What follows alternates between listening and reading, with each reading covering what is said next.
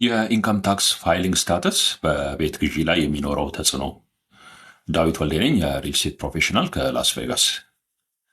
ባለ ትዳር የሆኑ ሰዎች ኢንካም ታክሳቸውን ፋይል በሚያደርጉበት ጊዜ ሜሪድ ፋይሊንግ ጆይንትሊ ወይም ሜሪድ ፋይሊንግ ሴፕሬትሊ በሚል ታክስ ማሰራታቸው በቤት ግዢ ፕሮሰስ ላይ ተጽዕኖዎች አሉት።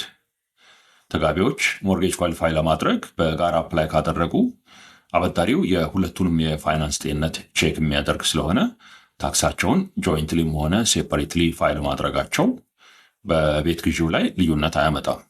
ለሞርጌጅ ብድር በጋራ አፕላይ ማድረግ አበዳሪው የሁለቱንም ተጋቢዎች ገቢ ከግምት ውስጥ የሚያስገባ በመሆኑ ከፍ ያለ ብድር ለማግኘት ያስችላል።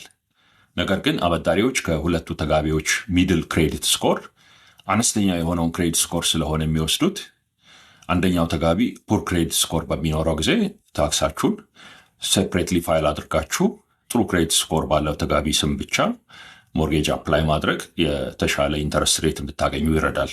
በተመሳሳይ አንደኛው ተጋቢ በክሬዲት ካርድ ዕዳ፣ በስቱደንት ሎን፣ በካር ፔመንት እና በመሳሰሉት ብድሮች ምክንያት ከፍ ያለ ዕዳ ካለበትና ዴት ቱ ኢንካም ሬሽዮ ሃይ ከሆነ ልታገኙ የሚችሉትን የብድር መጠን ሲግኒፊካንትሊ ስለሚቀንሰው ይህን ተጋቢ የሞርጌጅ አፕሊኬሽኑ ላይ አለማስገባት ይመረጣል።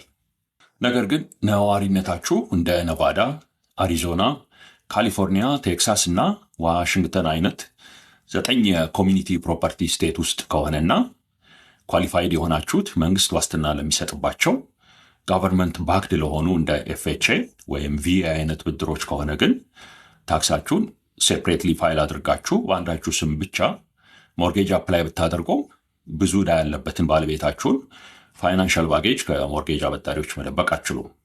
አበዳሪዎች የባለቤታቸውን ክሬዲት ሪፖርት ፑል አድርገው መንዝሊ ዕዳዎቻቸውን የእናንተ ዕዳ ላይ የመደመር የህግ ግዴታ አለባቸው። ይህም ልታገኙ የሚችሉትን የብድር መጠን በከፍተኛ ሁኔታ ይቀንሰዋል።